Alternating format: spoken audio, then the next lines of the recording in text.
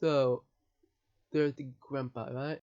Well, in terms of sex comedies, which I have indeed reviewed a few before, this doesn't quite even it's not quite I mean, see, in comparison, right? I mean, it is somewhat more comparable to American Pie than say something like Freddy Got Fingered, but in my opinion, this was indeed not really uh, a good sex comedy at all, just based on that. I mean, in my opinion, American Pie wasn't really either, there were a few from the many in the franchise, but they don't generally agree that the original was the best or anything. Like, seems like the average rater seems to do somehow. Anyway, more there in that review. But yeah, and I mean, like American Pie, I thought it tried to have some sort of sentimentality, and this is the problem, this is the weakness with a lot of these. Like, you know, with rom-coms, there's also this thing, right, where they try the same thing, and it doesn't work because when you get just comedy, which is usually farcical. Here you get sex comedy, which is also farcical. Uh, just sentimentality doesn't quite work at all.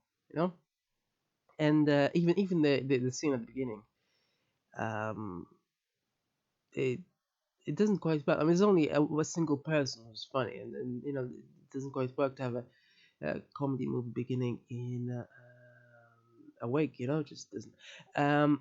Yeah, so then again, I mean, in comparison to others like Philly Goodfinger, it's not quite as wild.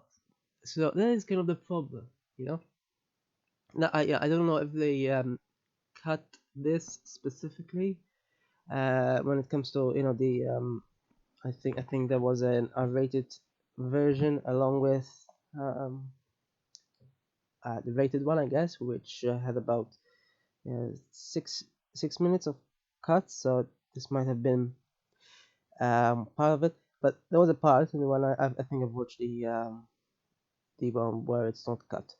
Um, and I'm assuming if they cut anything, I'm assuming this would be one of the scenes when they're in bed together and suddenly he sees a penis near him.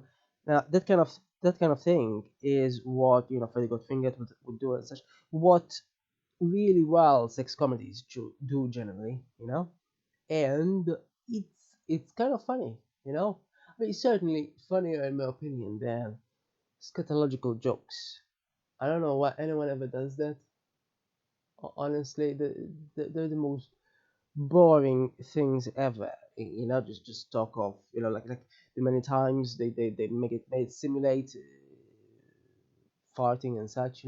I mean, maybe the first couple of times could have were funny, but yeah, just you keep doing that, and it's not really. It doesn't make any sense, and it's not really funny. So I don't know why they keep doing it. And then I mean, just there was also a point where uh, dick poop, I think, was mentioned. I have no idea why. I just randomly mentioned. So this is the problem, the weakness with this movie, really. So it's not like I agree with critics always or anything, but in this case, I do agree that this is one of the. I mean, then again, they also said that Really Got Fingered was one of the worst movies. That, in my opinion, only the gory bits were bad in terms of the comedic value in Freddy Got Fingered specifically. Uh, there's nothing going in Dirty Grandpa, but there isn't a lot of stuff that is funny either. Not as funny, at least.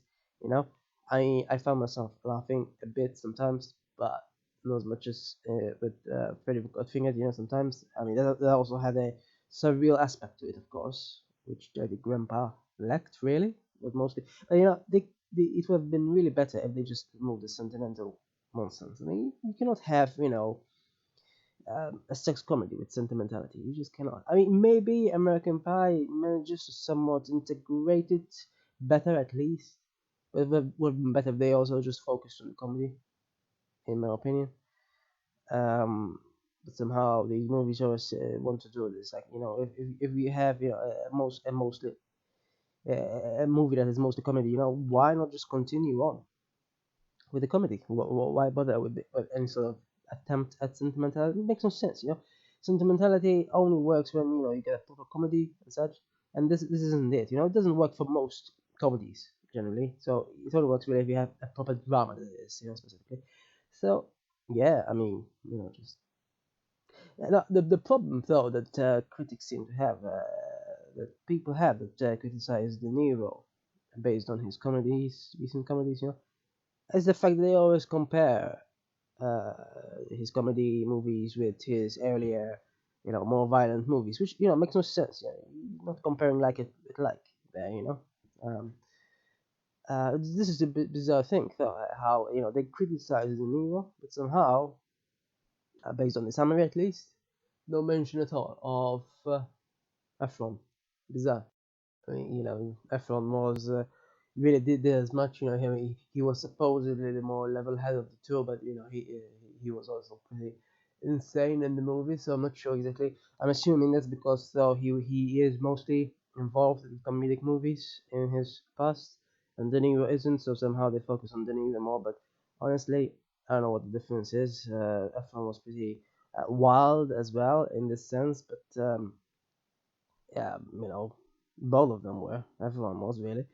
Um, and but I think the problem, in my opinion, is the fact that they weren't wild enough. Honestly, I mean, if they were worse, sort of, kind of like Freddy Got Fingered was, then at least they established sort of a niche for themselves, a comedic niche. You know, I don't know why. I'm just, I mean, uh, yeah, and obviously though sentimentality doesn't. This is what's so weird though. How even so-called bad movies make so much money. Not all of them, but some do. So yeah, it's strange. I mean, it's not terribly unfunny, but then again, they could have. I mean, I don't know how people like the fact that he De Niro removes his shirt and such so often. I mean, I'm not sure who went to the cinema, saw that, came out and said, "Yeah, he does that. Go watch it because he does that."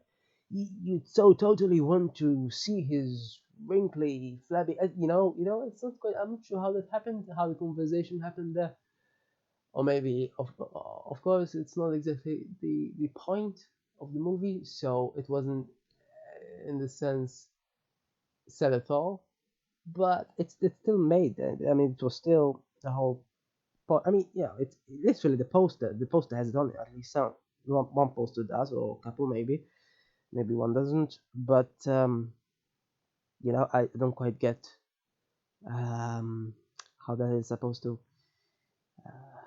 One poster has his trousers down. It's not very attractive. I mean, it would have been better if there was less, and there was quite a lot.